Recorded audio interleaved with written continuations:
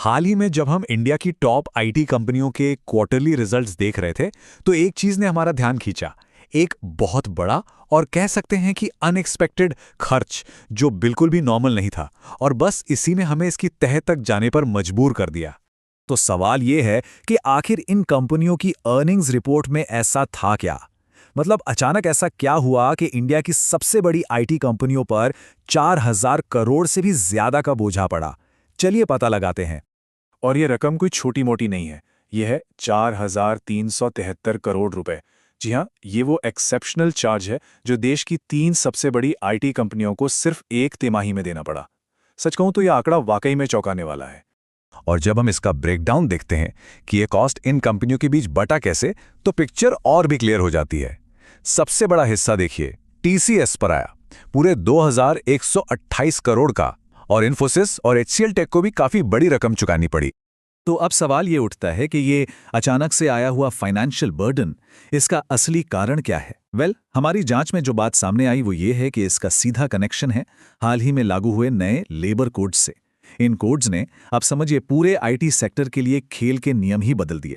तो ये नए लेबर कोड्स हैं क्या आखिर? देखिए, असल में ये 4 कोड्स का एक सेट है। इसे बनाया गया है इंडिया के वर्कफोर्स के लिए, ताकि उन्हें बेहतर वेजेस, सेफ्टी और सोशल वेलफेयर मिल सके।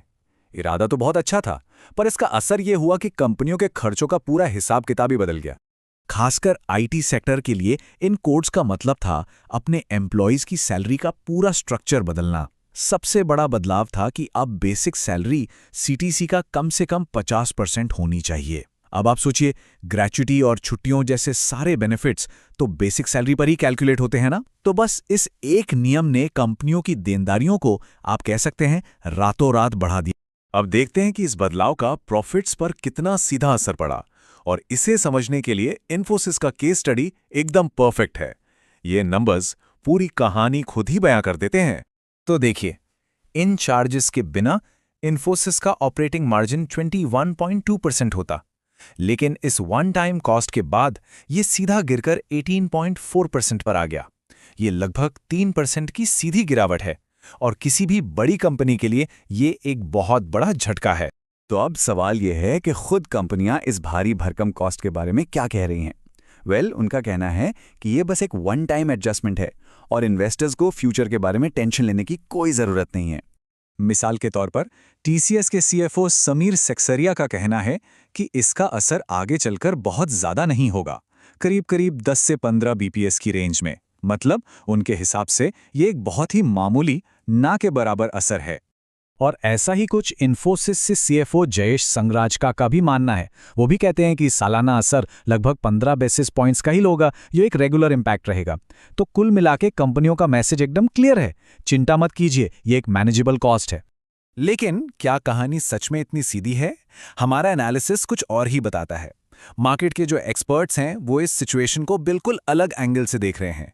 जेफरीज जैसी ब्रोकरेज फर्म्स का मानना है कि ये कोई वन टाइम बात नहीं है, बल्कि ये तो एक बड़ी और लंबी चलने वाली चुनौती की बस शुरुआत है। और यहीं पर इस पूरे मामले का मेन कॉन्फ्लिक्ट सामने आता है।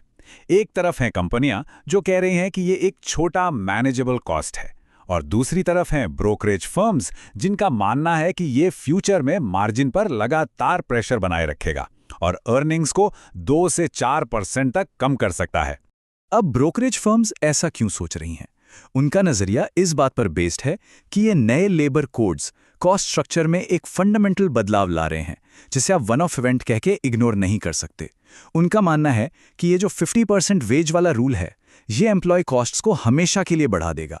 तो फिर इस पूरी कहानी से आगे का रास्ता क्या निकलता है?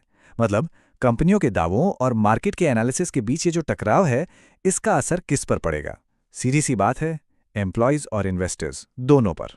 और ये हमें एक आखिरी पर बहुत ही जरूरी सवाल पर लाकर छोड़ देता है। अगर कंपनियों की कॉस्ट हमेशा के लिए बढ़ गई हैं, तो वो इस बोझ को बैलेंस कैसे करेंगी? क्या एम्प्लॉयज के लिए बेहतर सोशल सिक्योरिटी की कीमत फ्यूचर में कम सैलरी हाइक्स होंगी? ये एक ऐसा ट्रेड ऑफ है जो आने वाले समय में पूरे आईटी सेक्टर का डायरेक्शन तय कर सकता है, और यकीनन इस पर हम सबकी नजर बनी रहेगी।